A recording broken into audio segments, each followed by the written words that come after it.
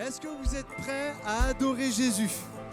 On va laisser entrer le roi de gloire et on va lui apporter toute la louange et la reconnaissance de nos cœurs. Est-ce que vous êtes d'accord avec ça? Est-ce que je peux entendre un son, s'il vous plaît? Vous êtes d'accord avec ça? Ok, ensemble on frappe des mains. Allez!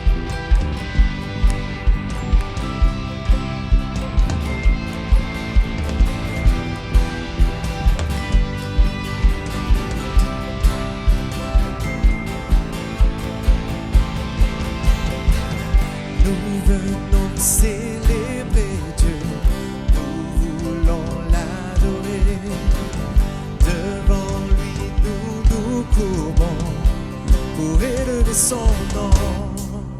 Oh, oh, oh, oh. Avec nous. Oh, oh, oh, oh. Oh, oh, oh, oh. Nous venons célébrer Dieu, nous voulons l'adorer. Devant lui nous nous courbons pour élever son nom. De tout nos cœurs on y va. Laissons entrer le roi de gloire, acclamons-le, Dieu de victoire, il est vainqueur, faisons-lui place, il est roi et Seigneur. Oh, allez, laissez-moi entendre vos voix ce matin. Dieu est là, il nous attend, il entend nos prières, sa parole est éternelle, elle est notre essentiel. Laissons entrer le roi de gloire, acclamons-le, Dieu de victoire, il est vainqueur, faisons-lui place, il est roi et Seigneur. Laissons entrer le roi de gloire, acclamons-le, Dieu de victoire, il est vainqueur, faisons-lui place, il est roi et Seigneur.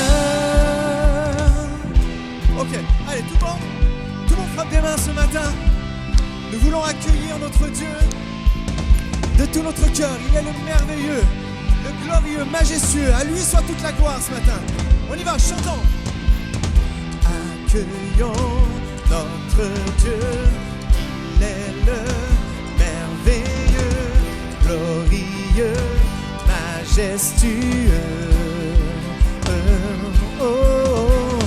Accueillons notre Dieu, il est le merveilleux, glorieux, majestueux.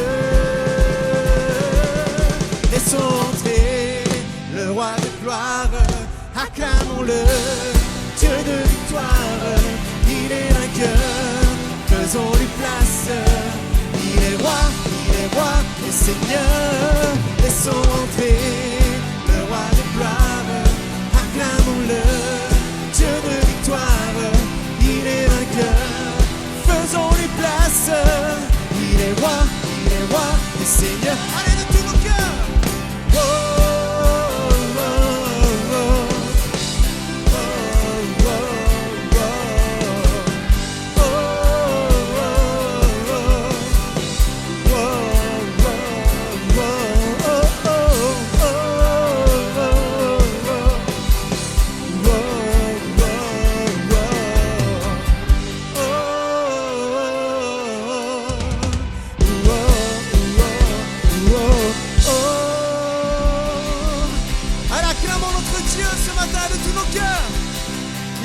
Il est présent dans ce lieu.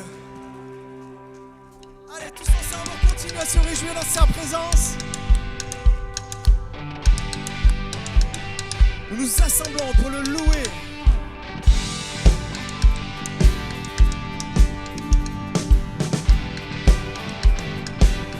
Allez, de tous nos cœurs, assemblons-nous pour le louer. Notre Dieu, faisons monter nos voix pour élever sa majesté. Il est là. Combien le croient qu'il est là ce matin? Allez, chantons. Pour effacer notre péché. Il accepta d'être cloué au bois. Ça pouvait triompher à la croix. Allez, de tout nos cœurs. Oh, célébrons ses louanges, accueillons sa présence, Dieu est parmi nous. Oh, bénissons le Seigneur, proclamons sa grandeur, il est parmi nous. Dans nos cœurs il s'est révélé, par son esprit il vient guider nos pas, donner la liberté ici-bas. Oh, célébrons ses louanges, accueillons sa présence, Dieu est parmi nous. Oh, bénissons le Seigneur, proclamons sa grandeur, il est parmi nous. Oh, célébrons ça. Oh, célébrons ses louanges, accueillons sa présence, Dieu est parmi nous. Oh, bénissons le Seigneur, proclamons sa grandeur, il est parmi nous. Allez, toute l'Église, tous les peuples et les nations, dans chaque génération, proclameront son saint nom. Jésus le prince de paix, le tout-puissant bouclier, il est le ressuscité. Acclamons le Créateur, levons nos mains en l'honneur de notre... Est-ce que je peux voir les mains levées en son honneur ce matin? Chantons! Ensemble élevons nos voix et poussons des cris de joie vers Jésus le roi des rois.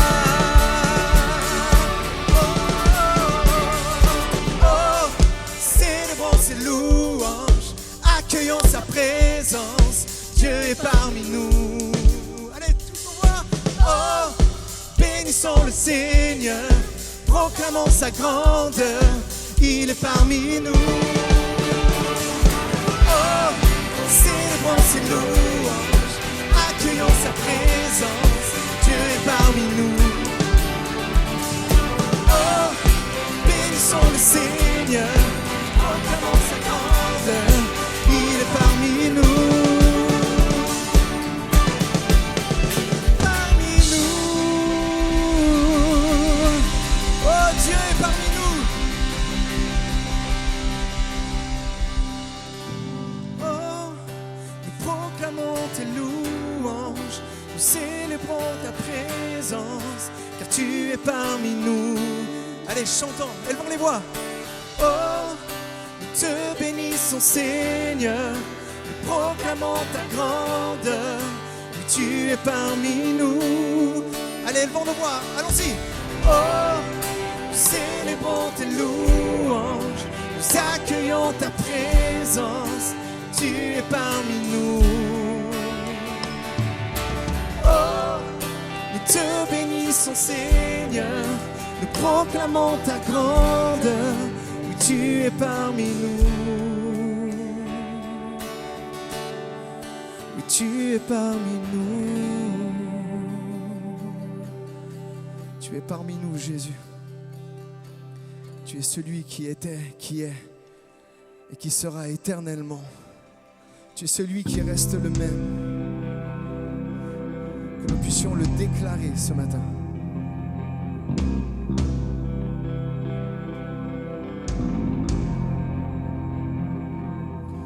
J'invoquerai le Dieu de Jacob, celui dont l'amour dure jamais.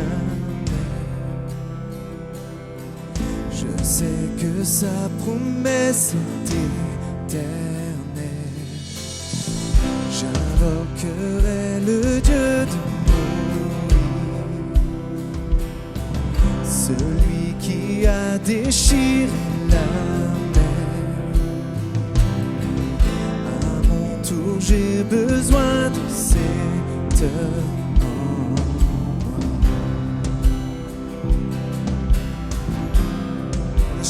ensemble ce matin.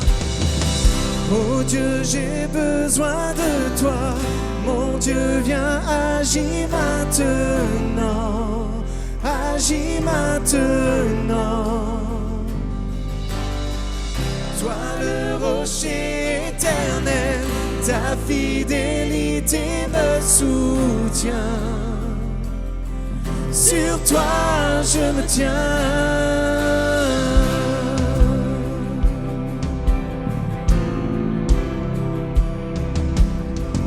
J'invoquerai le Dieu de Marie,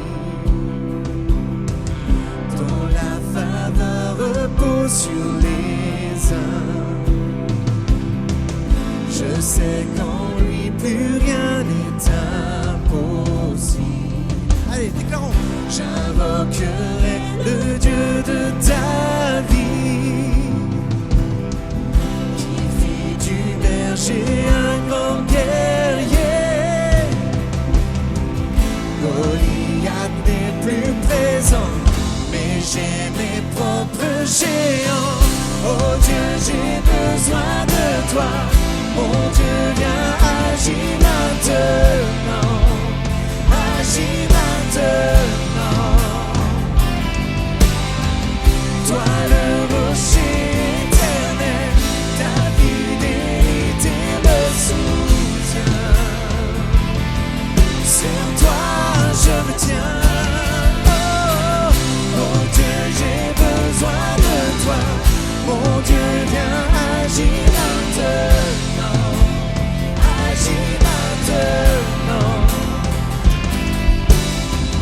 Toi le rocher éternel, ta fidélité me soutient.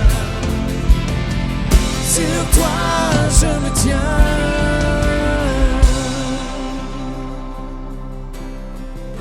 Sur toi je me tiens, Jésus. Chantons ensemble. Tu entends tes enfants hier et maintenant. Tu restes le même. Allez, déclarez-le. Tu réponds comme hier aux prières d'aujourd'hui. Tu restes le même. Tu restes le. Allez, tous nos cœurs. Tu as toujours. C'est ton chant de foi, c'est ta déclaration de foi ce matin. Tu restes le même. Tu restes le même. Tu agis puissamment depuis la nuit des temps. Tu restes le même. Tu restes le même. Tu guérissais hier. Tu guéris aujourd'hui. Tu restes le même. Tu restes le même. Sauveur par le passé, sauveur pour mon présent. Tu restes le même. Tu restes le même. Oh Dieu, j'ai besoin de toi. Oh Dieu, viens. Oh, que toutes les mains se lèvent ce matin et déclarent ce chant de foi. Il agit dans ta vie. Toi le rocher éternel, ta fidélité me soutient. Sur toi je me tiens. Oh Dieu, j'ai besoin de toi. Mon Dieu, viens, agis maintenant. Agis maintenant. Toi le rocher éternel, ta fidélité me soutient. Sur toi je me tiens.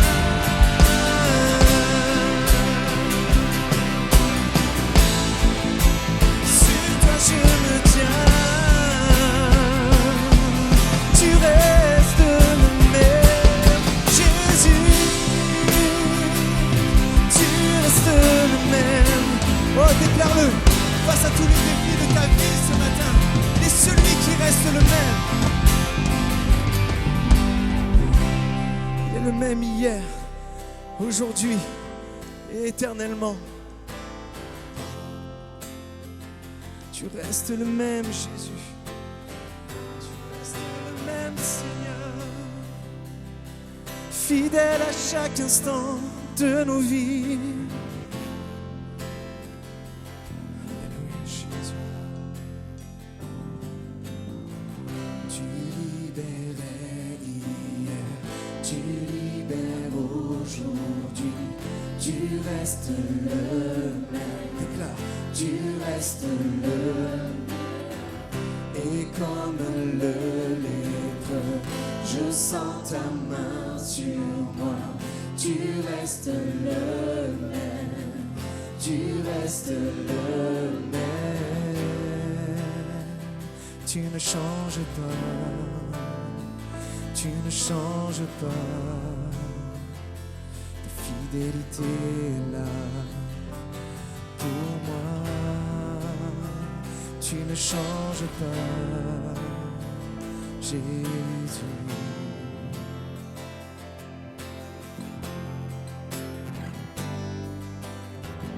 Et j'invoquerai l'Esprit de Dieu. Feu puissant, viens me remplir à nouveau. Remplis-moi à nouveau. Déclare. Remplis-moi à nouveau. Est-ce que tous ceux ce matin qui veulent être remplis de l'Esprit de Dieu puissent élever les mains pour signifier: hey, Saint-Esprit, je suis un vase qui a tellement besoin de toi, tellement besoin d'être rempli par ton amour, par ta paix, par ta joie. Oh Saint-Esprit, remplis-moi à nouveau. Oh, chantez-le avec nous. Remplis-moi à nouveau. Remplis-moi à nouveau. Allez, lève ta voix, chante-le. Remplis-moi à nouveau.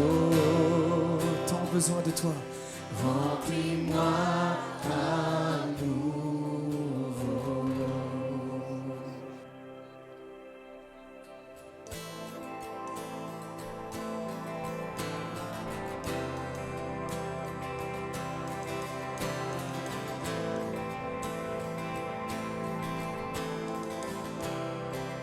Chantons avec reconnaissance.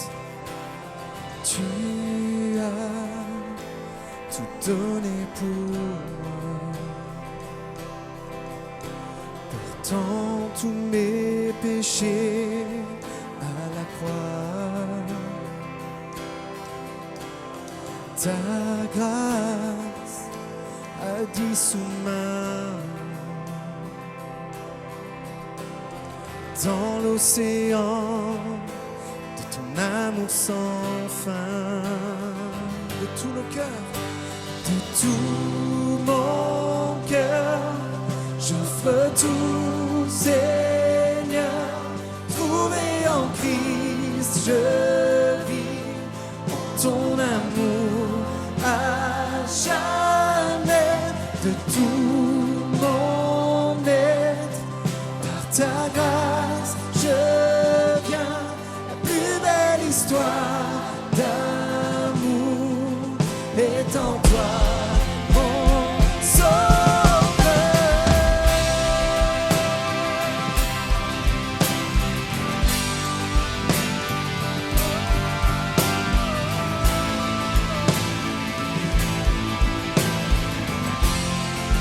Chantons ta grâce rugit, tel un vent violent. Oh, avec foi on le chante. Ton amour a terrassé la mort. De tout mon cœur, j'offre tout, Seigneur. Trouvé en Christ, je vis ton amour à jamais.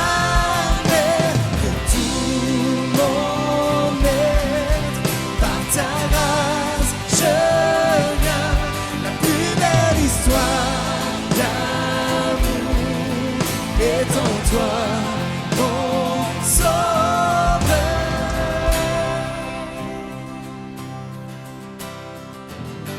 Plus belle histoire d'amour, c'est toi et moi, Jésus, sauveur de mon âme. À celui qui a sauvé mon âme, à celui qui m'a ouvert ses bras, à celui qui est sauveur et roi, je chante à jamais. Allez, déclare. À celui qui a sauvé mon âme, à celui qui m'a ouvert ses bras, à celui qui est sauveur et roi, je chante à jamais. À celui qui a sauvé mon âme, à celui qui m'a ouvert ses bras, à celui qui est sauveur et roi, je chante à jamais.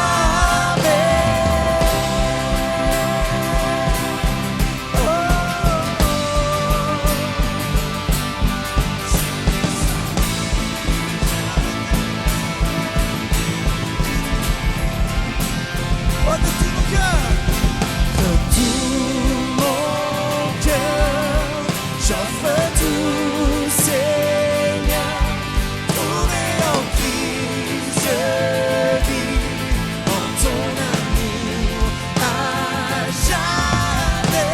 De tout mon être, par ta grâce, je viens, ma plus belle histoire d'amour est en toi. Allez, on le chante tous ensemble. À celui qui a sauvé mon âme, à celui qui m'a ouvert ses bras, à celui qui est sauveur et roi, je chante à jamais. À celui qui a sauvé mon âme, à celui qui m'a ouvert ses bras, à celui qui est sauveur et roi, je chante à jamais. Oui, je chante à jamais ton amour, Seigneur, ton amour, Seigneur. Chantons une dernière fois à celui qui a sauvé mon âme, à celui qui m'a ouvert ses bras, à celui qui est sauveur et roi, je chante à jamais. Une dernière fois. À celui qui a sauvé mon âme, à celui qui m'a ouvert ses bras, à celui qui est sauveur et roi, je chante à jamais.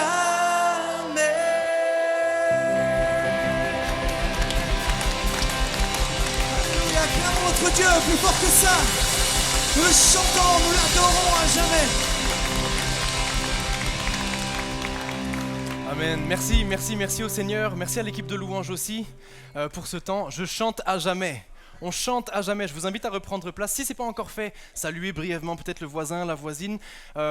Aussi l'occasion pour nous de saluer et de souligner ceux qui sont de retour aussi parmi nous. On est content de vous retrouver, ceux qui travaillent le dimanche, ceux qui ont été malades ou bien un petit peu immobilisés. On est content de vous retrouver et puis de saluer aussi ceux qui regarderont cette célébration ou bien ce message sur Internet.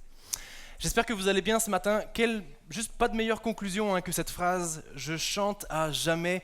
On est ce matin dans une série qui a commencé dimanche dernier, une série autour de l'adoration justement.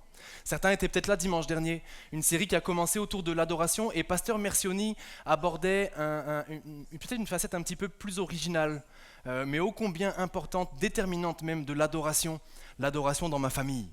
L'adoration auprès des miens, de mes proches, et puis de comment être un adorateur dans ma famille. Et ce matin, nous allons continuer cette série sur l'adoration dans différents thèmes. Il y en aura encore un thème différent dimanche prochain. la série ô combien riche et importante sur l'adoration, mais comme vous le savez et comme on vous l'a déjà dit, j'en suis sûr à plusieurs reprises, l'adoration c'est pas seulement le fait de chanter, c'est pas seulement le fait d'avoir de bons musiciens ou bien d'être vous-même musicien ou chanteur. L'adoration dépasse ce cadre-là de la musique, mais l'adoration, je suis sûr que vous le savez et j'aimerais entendre un amen, ça transparaît dans les différents domaines et recoins de nos vies. On essaye, ça ne veut pas dire qu'on est parfait, ça ne veut pas dire qu'on adore à chaque seconde intentionnellement parlant, mais c'est une directive biblique d'être des adorateurs dans tous les domaines de nos vies. C'est transversal. Vous savez, ce passage-là, vraiment je me sers de ce passage comme introduction. Pardonnez-moi, je vais parler un peu vite au début de ce message parce que je ne veux pas vous tenir otage pendant 2 heures. 1h45 suffira largement. Ce verset qu'on connaît tous très bien, et il est souvent utilisé dans les messages sur l'adoration. Jean 4, quand Jésus converse avec la femme samaritaine.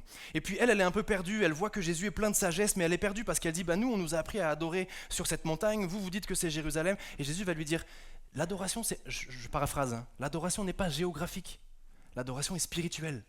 Et Jésus est en train de révolutionner concrètement la pensée de l'époque sur l'adoration. Et il va dire ce verset qui va s'afficher, l'heure vient, et vous le connaissez ce verset, l'heure vient, et c'est déjà maintenant, elle est déjà là, où les vrais adorateurs n'adoreront pas à Jérusalem, n'adoreront pas sur cette montagne, mais ils adoreront en esprit, dites-le avec moi, et en... On le connaît ce verset.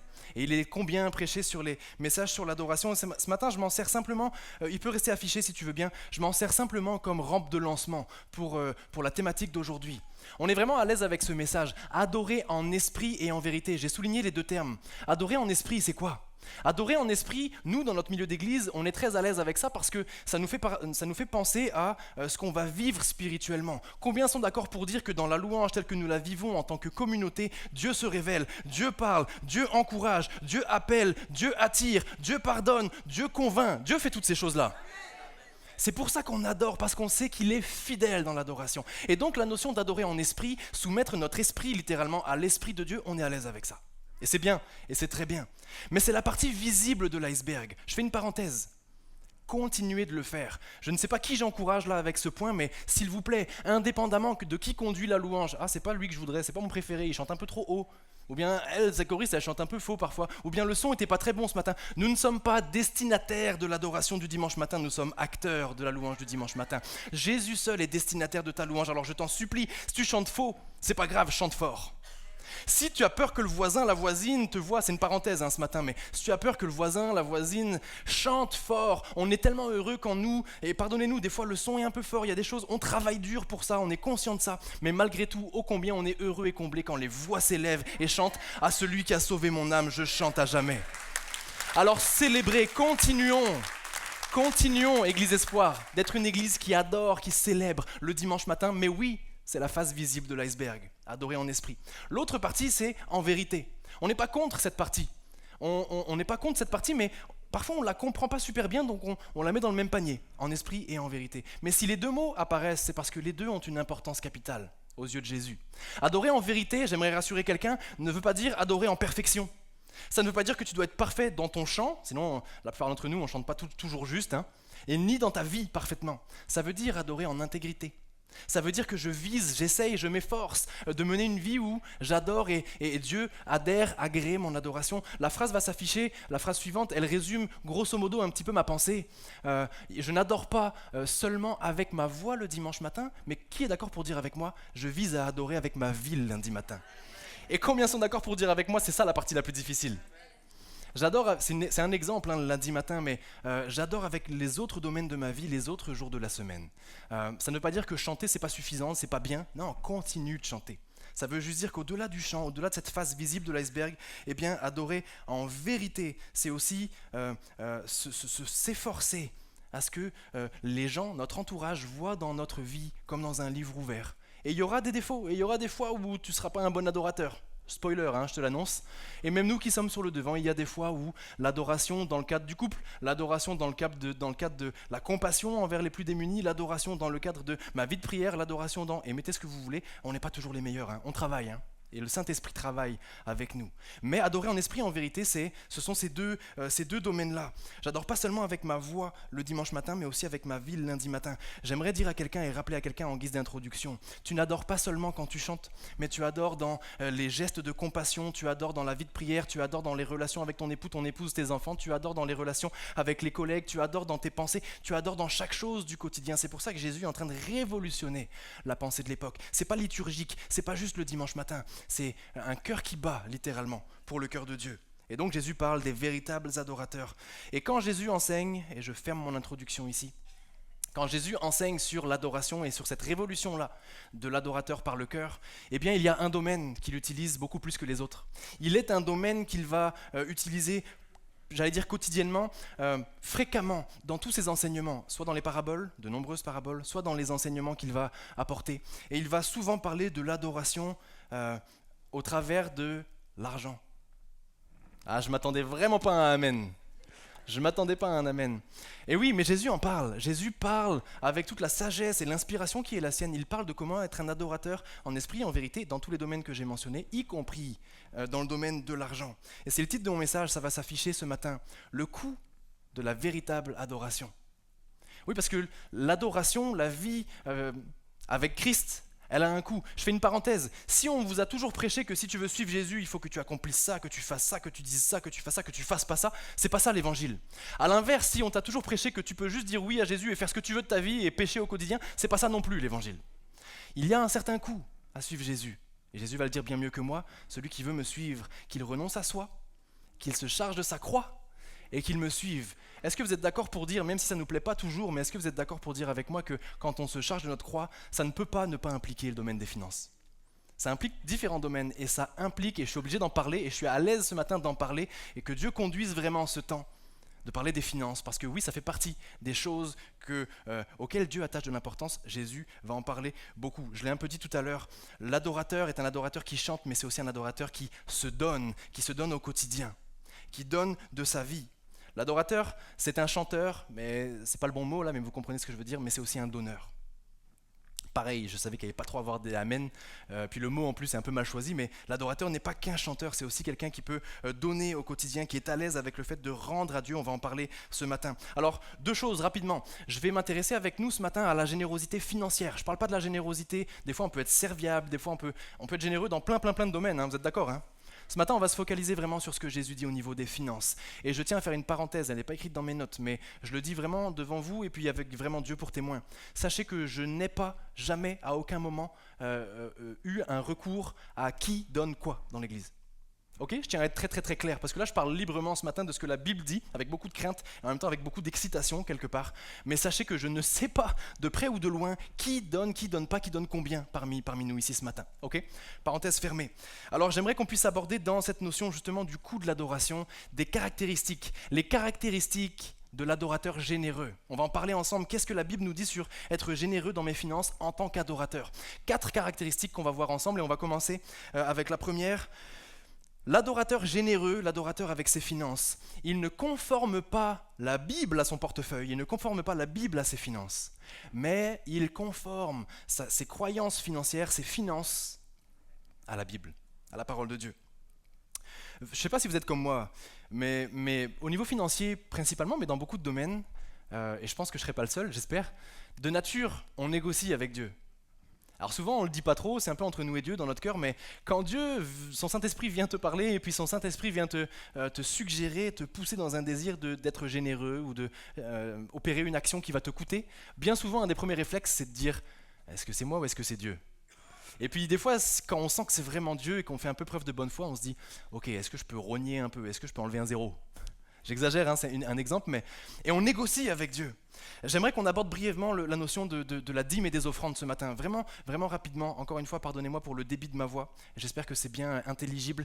La dîme et les offrandes doivent être définies parce que si tu veux donner convenablement à l'église ou bien autour de toi, il faut comprendre le pourquoi et le comment. La dîme apparaît fréquemment dans l'Ancien Testament. En fait, c'est un concept qui est propre à l'Ancien Testament.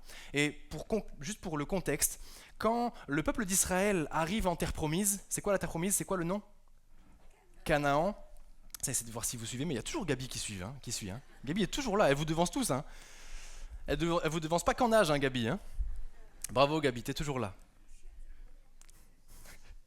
En tout cas, le pays de Canaan s'apprête à être envahi par le peuple d'Israël parce que Dieu lui a promis ce peuple. Et Dieu va dire à Josué, écoutez bien ça, il va dire à Josué, je te donne ce pays, je te donne le lait, le miel, et on est dans le croissant fertile, je vous rappelle qu'on est dans un endroit très très vert, et Dieu lui promet ce pays, il promet qu'il va prendre tout le pays. Mais à l'heure actuelle de la promesse, il n'a pas encore pris le pays. Et Dieu va dire ceci à Josué, il va dire, tu prendras tout le pays si tu as foi en moi. Par contre, la première ville là, celle qui est devant toi, la plus impressionnante, c'est laquelle, vous vous rappelez? Jéricho, les grosses murailles. Dieu va dire, cette ville-là, elle est à moi.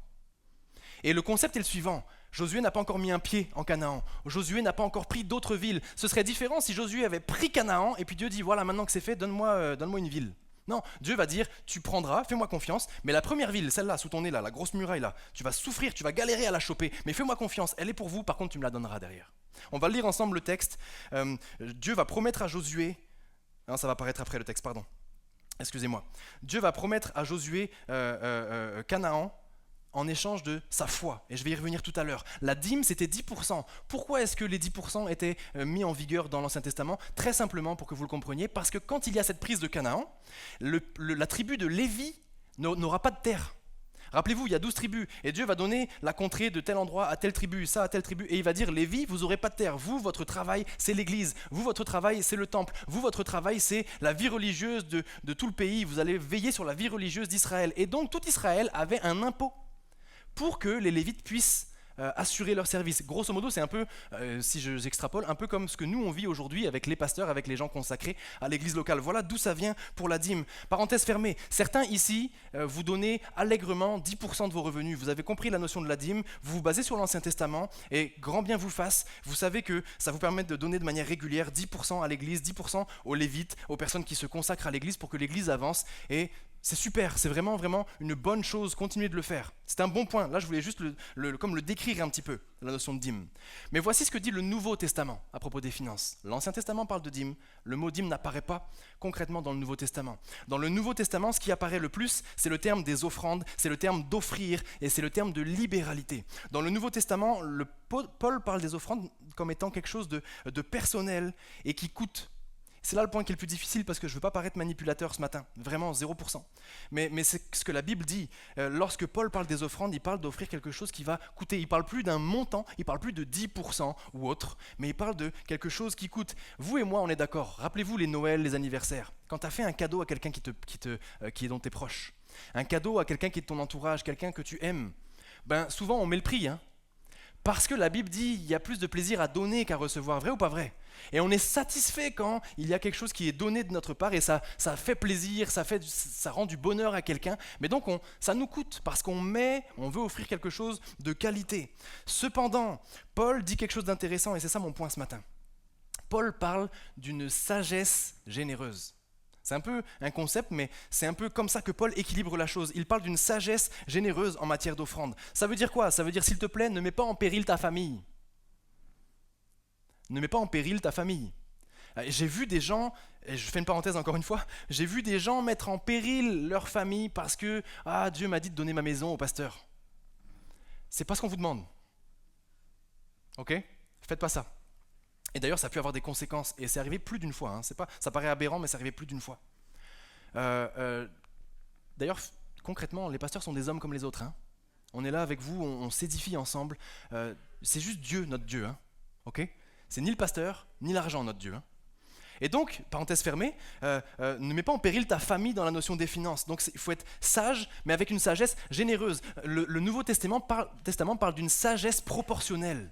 Ça implique quand même un coût, une sagesse proportionnelle à ce que tu peux percevoir. Mon point est juste de dire, ne donne pas tout ton argent pour que tes enfants périssent à ne pas manger derrière, mais ne donne pas que les miettes à Dieu à le reléguer derrière, alors qu'il est celui par lequel tu as une famille, un vêtement, une maison, une vie d'église et tout ce qui s'ensuit. Comprenez un peu l'équilibre à trouver dans les dons généreux dont le Nouveau Testament parle. En fait, le Nouveau Testament n'abolit pas les lois de l'Ancien Testament, mais souvenons-nous que Jésus les pousse plus loin.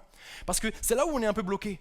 L'Ancien Testament te dit la dîme, mais le Nouveau Testament va dire plus, parce que l'Ancien Testament te dit tu ne commettras pas l'adultère, mais le Nouveau Testament te dira celui même qui a pensé à l'adultère, il l'a déjà commis. L'Ancien Testament, Jésus va dire d'aimer Dieu, enfin Dieu va dire tu aimeras ton Dieu. Nouveau Testament, Jésus va dire dire tu aimeras Dieu et ton prochain et toi-même. Dieu pousse toujours tout plus loin. Dans l'Ancien Testament, tu as la dîme, dans le Nouveau Testament, tu as la libéralité, la générosité financière. Mon point est le suivant, c'est que en réalité, et le verset va s'afficher, Paul le dit mieux que moi, n'oubliez pas la bienfaisance et la libéralité, c'est à de tels sacrifices que Dieu prend plaisir. Les sacrifices de l'Ancien Testament ont laissé place, entre autres, à des sacrifices financiers dans le Nouveau Testament, et on le voit aussi dans les Actes des Apôtres. Donc certains parmi nous, je suis à l'aise de le dire, certainement que vous fonctionnez avec la dîme, précisément.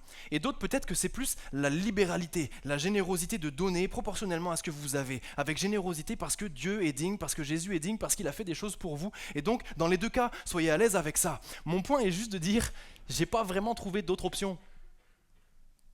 Là non plus, pour la troisième fois, je pensais pas avoir un amen très costaud, mais j'ai pas trouvé d'autres options. Oui, on parle de sagesse généreuse. S'il y a un mois où c'est plus dur pour toi et ta famille, tu as deux choix. Et on va en parler après. Soit par la foi, tu dis je donne parce que j'ai vu Dieu agir même dans les moments où j'avais plus rien.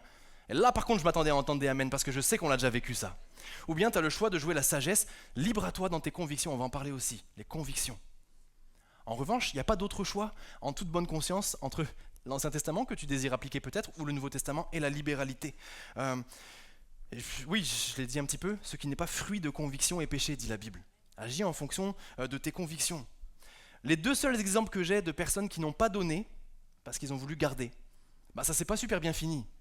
Judas, qui était très avare et qui gardait la main sur la bourse et qui a mal fini dans sa vie, et le jeune homme riche que vous connaissez, qui va venir voir Jésus et qui va dire mais qu'est-ce que je peux faire de plus? Et Jésus va dire waouh, ce jeune gars il a vraiment tout. Juste, il est très très riche.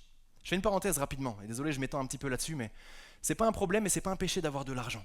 Si tu as des finances, c'est que Dieu a prévu ça pour toi et c'est une bonne chose et c'est bien, il faut être de bons gestionnaires de notre héritage, notre patrimoine. Il n'y a aucun souci. Le problème du jeune homme riche, c'est pas qu'il a des finances, c'est que les finances sont dans le chemin entre lui et Dieu. Et sont sur le trône, quelque part. Et il va repartir comment? Tout triste, parce qu'il n'est pas capable de donner. Et donc, les seuls qui ne donnèrent pas, sont repartis un petit peu tristes dans cette situation. Combien sont d'accord avec moi ce matin pour dire, indépendamment de ce que tu peux donner, on va en parler progressivement, je ne veux pas repartir tout triste. Je ne veux pas venir dans la maison de Dieu et puis juste lui faire un sacrifice léger ou un sacrifice qui ne me coûterait pas, mais je veux repartir avec la joie de me dire j'ai plus de plaisir à donner qu'à recevoir, et on en parlera en conclusion. À combien plus forte raison à celui qui a sauvé mon âme au prix de sa vie. Amen. Amen. Être un adorateur fidèle passe par l'exercice de la générosité au quotidien. Je finis avec ça. Le sermon sur la montagne, Jésus n'a pas dit si vous donnez, rappelez-vous. Il a dit quand vous donnez. Parce que c'était communément admis qu'on donne pour l'œuvre de Dieu. Et puis Paul va en parler, la collecte pour les ministères, etc. etc. Et Jésus ne va pas dire si vous donnez, faites-le de telle manière. Il va dire quand vous donnez. Parce que ça fait partie des choses dans lesquelles Jésus veut nous rencontrer. Mon point n'est pas légaliste ce matin, il n'est pas manipulateur ce matin. C'est vraiment libre à vos convictions. Mon point est de dire, je crois que Jésus veut te rencontrer dans tes finances, beaucoup plus que tu ne pourrais l'imaginer.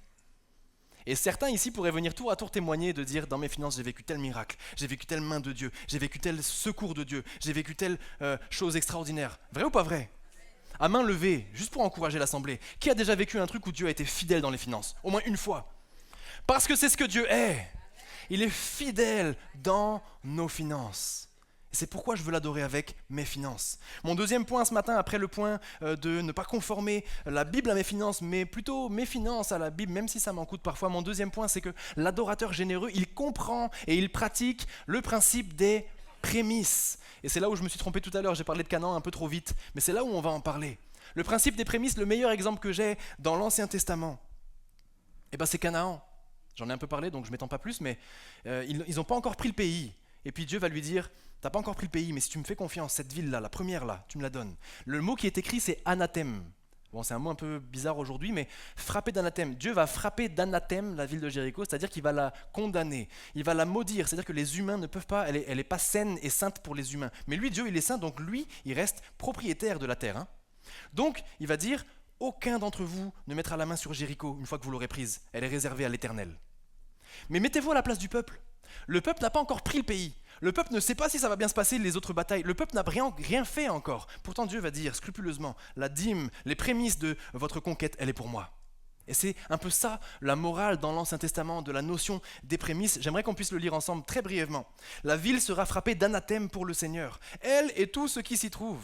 Seulement, dit Dieu, gardez-vous de ce qui est frappé d'anathème, de peur qu'après avoir frappé d'anathème, vous ne preniez vous-même de ce qui est frappé d'anathème, et ne rendiez anathème, le camp d'Israël, attirant ainsi le malheur sur lui. Tout l'argent, l'or et les objets de bronze et de fer sont consacrés au Seigneur. Ils entreront dans le trésor du Seigneur. Dieu se réserve Jéricho alors qu'ils n'ont même pas encore pris Jéricho ni le reste du pays.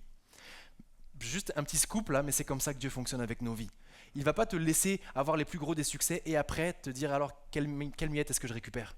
Non, il va te dire, hey, qu'est-ce que tu as à m'offrir? À l'image de cette femme qui va briser le vase d'albâtre. Qu'est-ce que tu as à me donner? Parfois c'est peu de choses, mais combien on est prêt à donner à Dieu pour le voir faire le miracle derrière dans nos vies? C'est l'ordre divin, c'est l'ordre dans lequel Dieu fonctionne. On ne sait pas toujours, là je rentre dans le concret, on ne sait pas toujours comment le mois va se passer, vrai ou pas vrai? Tu as ton salaire le 29 janvier par exemple, et puis tu sais qu'il faut que ça tienne tout février, mais tu ne sais pas si en février la voiture va pas lâcher, et la chaudière, et un accident de travail et tout ce qui s'ensuit. On ne sait pas. On ne sait pas. Et en fait ça résume la marche de la foi, on ne sait pas. Et ça marche avec les finances. Et c'est là où Dieu veut nous rencontrer ce matin, j'en suis certain. La notion de prémisse n'est pas en train de te dire sécurise, elle est en train de dire donne. Et c'est parfois un peu dur à comprendre parce que c'est une logique qui n'est pas humaine. Mais Dieu est en train de dire à quelqu'un ce matin, la notion de prémisse te pousse à honorer Dieu, plutôt que d'honorer parfois notre propre sécurité. Je crois que ceux qui mettent en place la notion de prémisse peuvent dire avec le psalmiste ce verset qui est parmi mes favoris, j'ai été jeune, j'ai vieilli, mais toute ma vie durant je n'ai pas vu le juste, c'est-à-dire je n'ai pas vu l'adorateur être abandonné par Dieu et je n'ai pas vu non plus toute sa descendance mendier son pain. J'ai été jeune, j'ai vieilli, mais ça je ne l'ai jamais vu. Celui qui donne, je l'ai toujours vu. Dieu pourvoit. Psaume 23, L'Éternel est mon berger, je ne manquerai de rien. Ça ne veut pas dire l'Éternel est mon berger, j'aurai tout ce que je veux, mais je ne manquerai de rien. Et ça, je le dis et je me veux le témoin devant Dieu de le dire avec beaucoup de conviction ce matin. Dieu prendra soin de toi comme il prend soin des oiseaux dans le ciel. À celui qui ce matin réalise que les prémices reviennent à Dieu, les prémices reviennent à lui. On parle là très concrètement parlant des virements automatiques. Là on parle très très librement. Moi je ne le fais pas parce que ça fait partie aussi de vos vies financières et de vos familles et de vos tempéraments. Moi je sais que je suis quelqu'un d'assez organisé, donc je sais que humblement quand il y a une entrée d'argent, je parle de moi, c'est pas que je suis meilleur, c'est que je ne connais juste pas vos finances et vos fonctionnements, ok? Je parle juste de ce que je sais. Et je sais que quand je reçois ce fameux revenu, quelconque, des aides ou bien un revenu, je sais que je vais avoir un œil sur le compte de temps en temps dans la semaine et que assez rapidement, directement, manuellement, je vais faire ce virement qui me fait du bien de donner à l'église ou donner à Dieu. D'autres, c'est un virement automatique parce que vous savez que le quotidien, la vie, votre tempérament, j'en sais rien, il vaut mieux le faire comme ça. En tout cas, le principe est le même, les prémices, le début du mois. Oui, après, il reste peut-être un peu moins là. T'as payé ton loyer, t'as payé EDF, t'as payé la box, t'as payé le téléphone, t'as payé la dîme ou l'offrande. Et à la fin, c'est sûr qu'il faut dire, Seigneur, j'ai besoin de toi. Pour certains et pour certains mois. On est tous soumis à ça, c'est vrai, c'est vrai. On ne peut pas non plus diminuer ces traits-là. Mais malgré tout, Dieu nous y rencontre. Dieu nous y rencontre et il ne faillit pas. J'aimerais finir avec une image, réellement une image que j'ai trouvée cette semaine et que j'ai trouvée assez pertinente. Avant de vous donner cette image, ce verset-là qui donne vraiment un contexte du Nouveau Testament à la notion de prémisse. Parenthèse rapidement, dans toutes les dénominations d'église que nous sommes, il y a tellement de points de divergence. Pour ceux qui connaissent un petit peu, il y a plein de points où on n'est pas tous d'accord. Mais j'ai remarqué en étudiant cette semaine précisément le domaine de la libéralité, que ça c'est un point qui met tout le monde d'accord dans les différents domaines d'église, sauf peut-être l'église un peu libérale, mais c'est la notion des prémices. La notion des prémices, c'est pas propre aux évangéliques pentecôtistes et autres, c'est toutes les églises, ils croient en ça et ça se repose notamment sur ce verset, si ça peut s'afficher, ce verset de Paul qui va dire que chacun de vous, le premier jour de la semaine, à l'époque le salaire était hebdomadaire, il était versé chaque semaine. Et les aides aussi étaient versées chaque semaine. Que chacun de vous, donc le premier jour de la semaine, sous-entendu quand tu viens de recevoir l'aide pour la semaine, ou bien le dû pour la semaine, mette à part chez lui selon ce qu'il pourra, selon ses moyens, afin qu'on n'attende pas mon arrivée pour faire les collectes, pour justement, dans le contexte, les saints et les ministères de l'époque. La Bible dit, là où est ton trésor, là aussi sera ton cœur. Et je ne peux pas ne pas parler de ça aussi. La Bible est un miroir. Je ne sais pas s'il y en a, ça fait longtemps que vous l'avez ouverte ou pas, votre Bible, mais des fois on lit la Bible, c'est juste un miroir, et c'est pour ça que des fois on l'ouvre un peu moins, selon le cas, parce qu'on sait qu'elle nous parle de nous. Oh, tiens, j'ai des cernes aujourd'hui. La Bible c'est un miroir, on se voit, on voit tous les défauts et toutes les qualités de nos vies, et on y voit les moments où le Saint-Esprit nous y rencontre pour dire ça, il faut que tu réformes. Ça, je t'invite à me laisser la place dans ça. Ou bien ça, bon et fidèle serviteur. Ou bien ça. Et la Bible est un miroir. Et dans la Bible, il y a ce verset qui dit là où est ton trésor, là aussi sera ton cœur. Sous-entendu, montre-moi dans quoi tu investis ton argent. Montre-moi dans quoi tu dépenses quotidiennement ton argent et je serai en mesure de te dire où est ton cœur. Si ton argent est dépensé quotidiennement dans ton sport préféré, si ton argent est dépensé, attention, aucune culpabilisation là, j'ai dit quotidiennement, sous-entendu démesurément.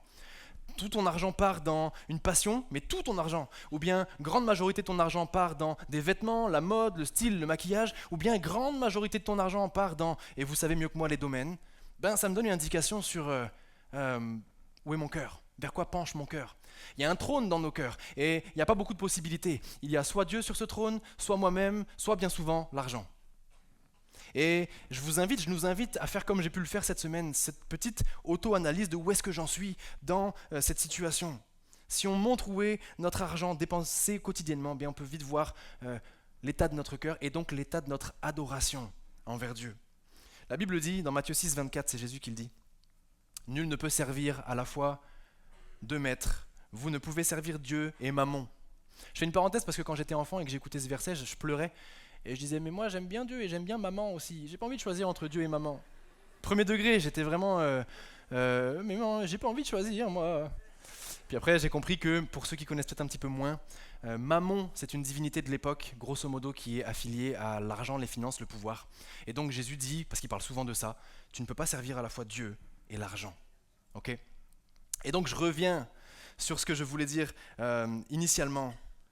Une petite anecdote qui m'est venue cette semaine, qui est très concrète. Admettons, un couple ici, parmi nous, mariés, voilà, et vous vous installez dans la région et vous trouvez un appartement. Vous venez d'arriver, donc vous n'êtes pas propriétaire encore, vous allez être locataire. Vous trouvez un appartement, vous déposez un dossier, et il y a 8 dossiers devant le propriétaire, il va choisir un dossier, et vous avez Dieu de votre côté, parce que c'est le Dieu que nous servons aussi, votre dossier est retenu.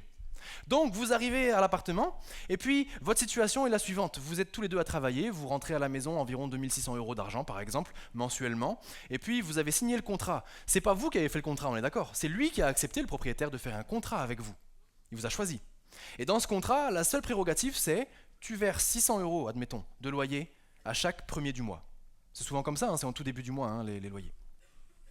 Combien sont d'accord pour dire le contrat, c'est pas moi qui suis l'initiateur, c'est lui. Quelque part, il m'a fait grâce, quelque part. Le bien, il coûte pas 600 €. Probablement qu'il coûte 100 000, 190 000, 200 000, 250 000 €. Donc, le bien a une valeur incommensurable pour moi, parce que moi, en tant que couple, par exemple, si je personnifie ces personnes-là, fictives, eh ben, je sais que dans cet appartement, j'ai un toit, j'ai du chauffage, j'ai une cuisine, j'ai une salle de bain, j'ai un salon pour vivre avec ma famille, ça sera les souvenirs de mes enfants, ça a une valeur affective incommensurable. Bien plus que 600 €, vous êtes d'accord avec moi, hein ? C'est un toit. On fait partie des 10% les plus riches de la planète si on a ça. Un toit fonctionnel. Et donc, mon point suivant, c'est de dire, en fait, ça ne me viendrait pas à l'esprit de ne pas donner les 600 € à mon propriétaire. Alors en France, c'est un peu tordu, ça arrive que des gens ne le fassent pas. Pour d'autres raisons, je veux dire que la pauvreté. Mais en tout cas, grosso modo, on se plie à ce que dit le propriétaire. On lui donne ses 600 € parce qu'on perçoit plus.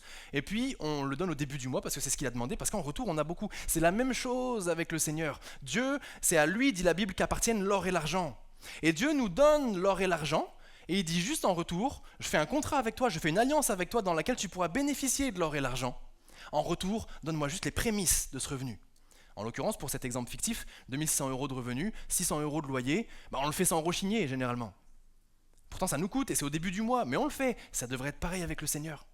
Il est maître de l'or et l'argent, il nous donne l'or et l'argent, et ça constitue une transition parfaite pour mon troisième point. Nous ne sommes pas propriétaires, nous sommes gestionnaires. Ok ?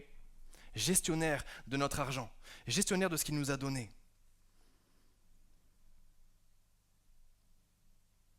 Le fait de donner témoigne beaucoup de qui est sur le trône de ma vie. Est-ce que c'est l'argent ? Est-ce que c'est moi ? Est-ce que c'est Dieu ? Et ce troisième point-là, il faut vraiment que j'accélère. Est-ce que vous êtes encore là avec moi ? Ok, pardonnez-moi, c'est super dur de parler des finances en une fois. Ce troisième point, il va être rapide parce que c'est des histoires que vous connaissez bien.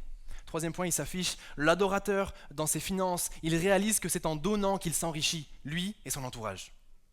Ah, vous le savez, vous l'avez vécu, j'en suis certain. Enrichissement concret, financier, ou bien sur d'autres domaines. Deux histoires bien connues, très brièvement. La première, c'est la parabole des talents. Elle est souvent galvaudée, on parle des dons et on parle des capacités, mais initialement, un talent d'or, c'est un poids en argent. Et donc, un talent d'or, initialement, c'est une trentaine de kilos d'or. Et donc, il y a un homme, Jésus raconte cette histoire, il y a un homme, un maître de maison, qui va confier ses biens parce qu'il doit partir en voyage. Il va prendre 3 serviteurs. Le premier serviteur, voilà 5 talents. Deuxième serviteur, voilà 2 talents. Et troisième serviteur, voilà 1 talent. Les 2 premiers vont faire fructifier les talents, mais le troisième serviteur, c'est sur lui que j'aimerais m'attarder ce matin brièvement. Il va enterrer son talent. Il va dire, je voulais pas perdre, j'ai eu peur, je voulais pas perdre ce montant d'argent qui me revenait. Et donc je l'ai enterré, je l'ai caché.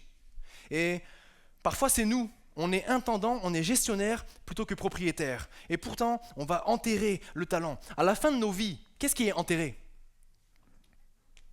Notre corps. Pourquoi ? Parce on est mort.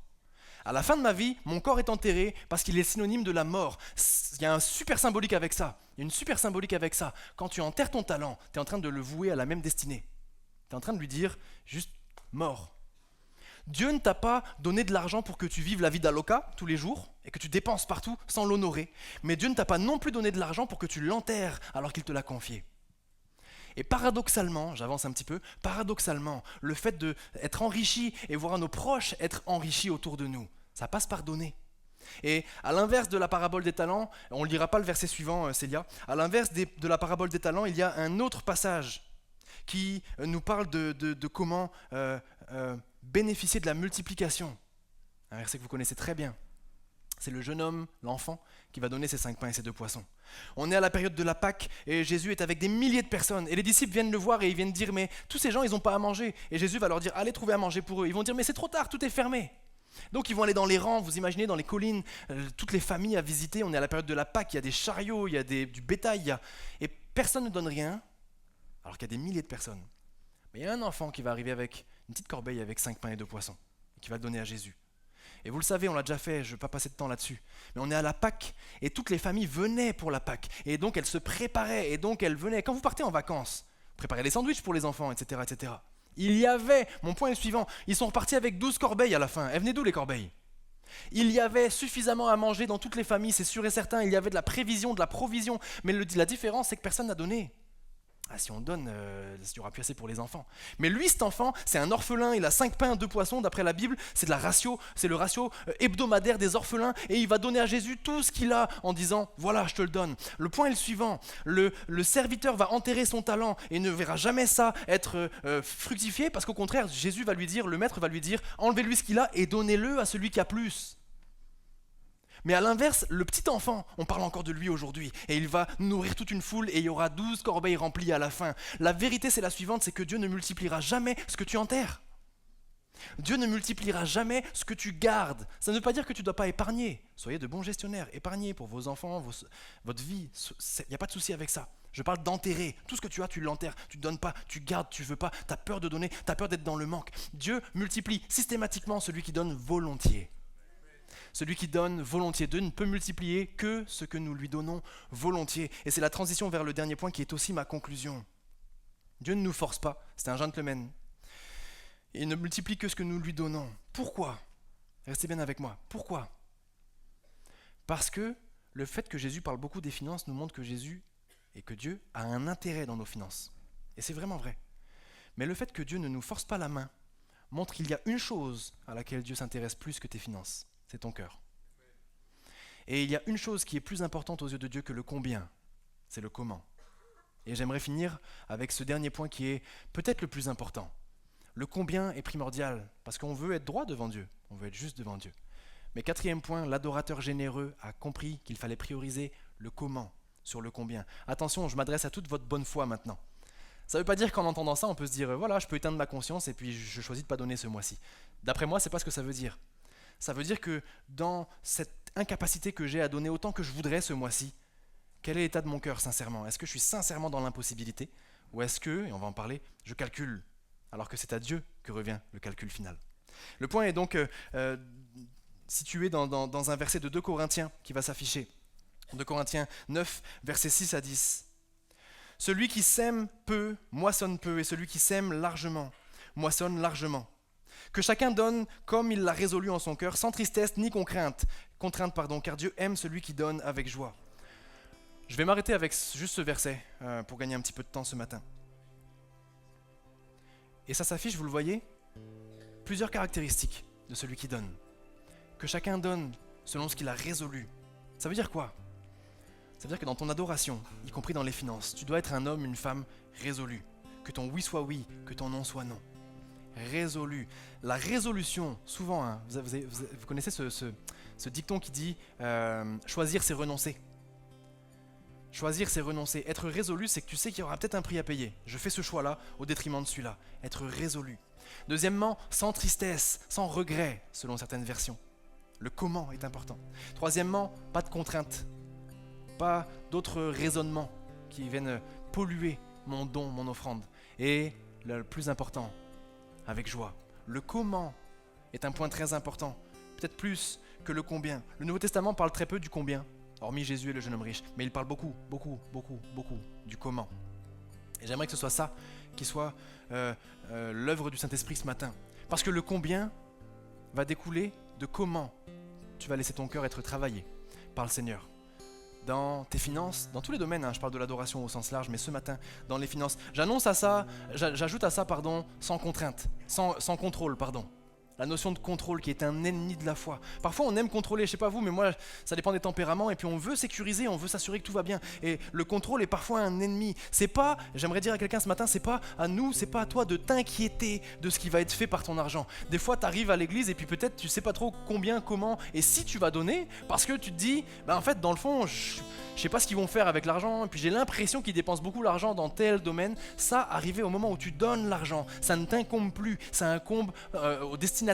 En l'occurrence, sachez que l'équipe pastorale, pour ce qui est de l'église, mais sachez que les pauvres et les associations auxquelles vous donnez, c'est à eux que revient la responsabilité d'utiliser diligemment l'argent que vous donnez. Je ne m'inquiéterai pas plus de ce qui sera fait avec mon argent, mais je m'inquiète que mon argent soit fait avec une bonne attitude de cœur, parce que c'est celle-là qui est agréable à Dieu. Ça nous parle de Caïn et Abel. Abel va donner ce qu'il avait, mais il va donner avec un cœur plein de joie, sans contrainte, sans tristesse. Caïn va donner déjà pas ses prémices, et en plus avec une attitude suffisante parce qu'il calculait la dépense. Soyons de ceux qui donnent avec générosité, je vous y invite. Oh, je sais que c'est un stretch, comme on dit, un étirement, je le sais, mais comme tout étirement musculaire, ça fait mal les 3-4 premières fois, puis ensuite on prend l'habitude, et on prend un certain plaisir à voir Dieu agir au travers de notre portefeuille, agir au travers de sa fidélité dans nos familles. Notre part n'est pas de contrôler, ça va s'afficher, mais le contrôle est un ennemi de la foi et de l'adoration. Notre part, c'est de nous inquiéter. Est-ce que mon cœur est sincèrement généreux devant Dieu ? Et est-ce que je le fais avec justement bon cœur ? Ce matin, Jacques va rappeler, je termine avec ça, Jacques va rappeler que les bonnes œuvres, y compris les bonnes œuvres financières, sont une conséquence de notre relation avec Dieu, sont une conséquence de le salut de Dieu. C'est pas l'inverse. Je ne donne pas, soyez certains de ça aussi, ne donnez pas pour obtenir plus de bénédictions divines, en tout cas mal intentionnées. Ne donnez pas pour gagner la faveur de Dieu. Elle est déjà acquise en Jésus. Nous donnons parce que nous le donnons en retour de ce que Jésus a fait, pas pour mériter une quelconque bénédiction. Je donne parce que Jésus est celui qui a tout payé pour moi. Il a tout donné en premier. Je donne parce que ce que lui a versé comme prix est incommensurable et incalculable. C'est une bien maigre réponse, mais ô combien c'est ce que je peux faire pour le bénir en retour. Écoutez ça pour terminer, je donne avec cœur parce qu'il fallait du cœur pour mourir sur une croix pour moi. Je donne avec cœur parce que mon cœur est la chose la plus importante devant les finances pour Dieu. Alors oui, ce matin, le point est, soyons des adorateurs qui donnent. Mais il serait plus complet en disant soyons des adorateurs qui donnent, oui, de manière quotidienne et en s'étirant à ça, mais avec cœur. Mon cœur tout entier, acquis à cette reconnaissance que je veux donner librement à Jésus. Le coût de mon adoration a été payé par le sang de Jésus au calvaire.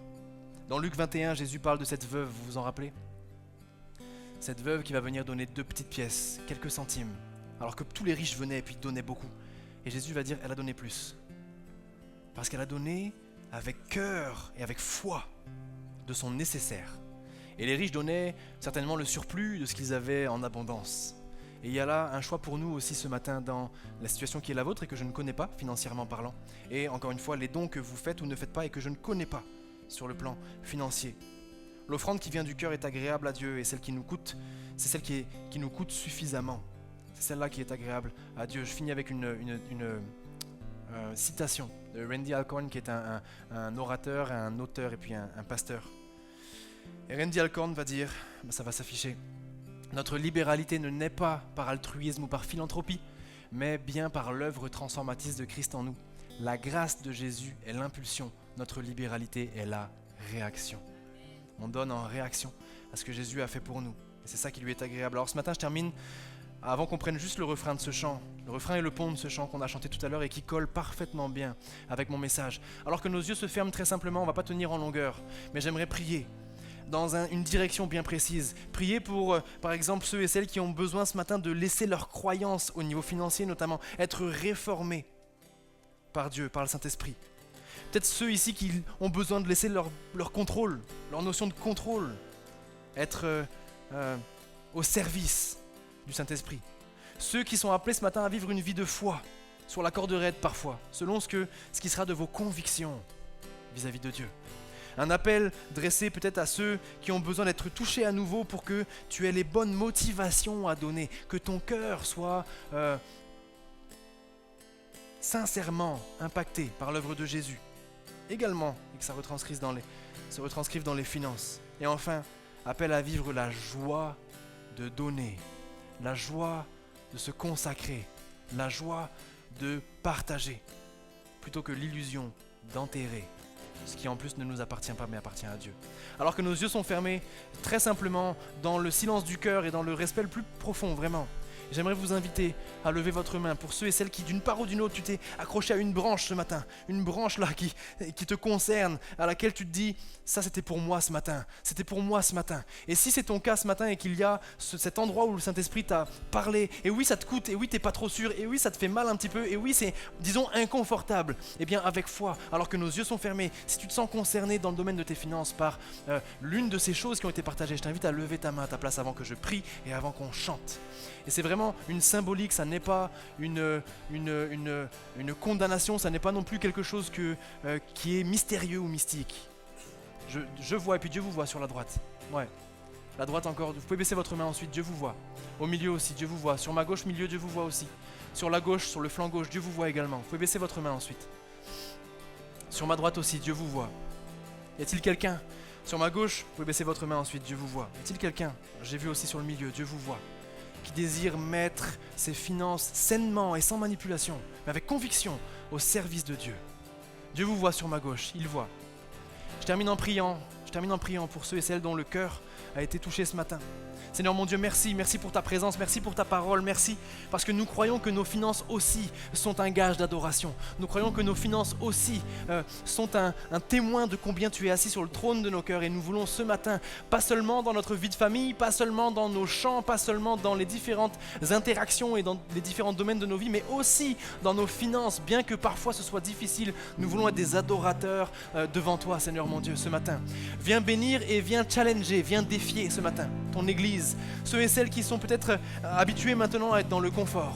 Ceux et celles qui maintenant ont besoin à nouveau peut-être de revivre comme les premières fois cette notion de foi, cette notion de Seigneur, je me sens dirigé à donner, à bénir un frère, une sœur, l'église, une association, obéir à ta parole envers les ministères locaux.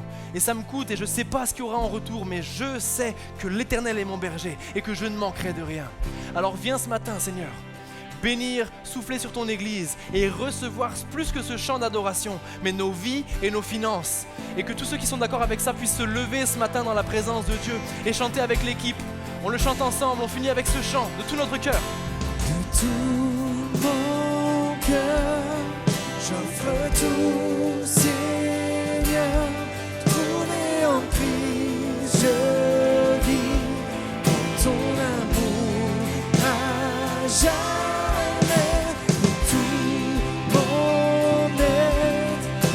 Ta grâce, je viens, la plus belle histoire d'amour est en toi. On le chante tous ensemble de tout mon cœur.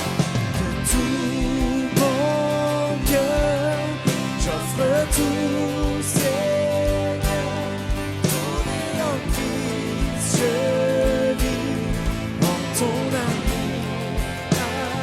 jamais. Tout mon être, par ta grâce, je viens.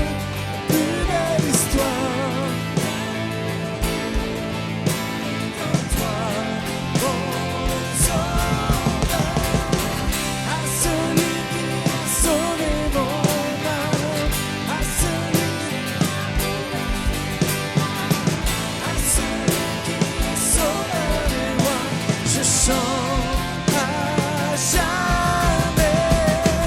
À celui qui a sauvé mon âme, à celui qui m'a ouvert ses bras, à celui qui est sauveur et moi, je chante à jamais. De tout mon cœur, j'offre tout, Seigneur. En Christ, je vis en ton amour à jamais.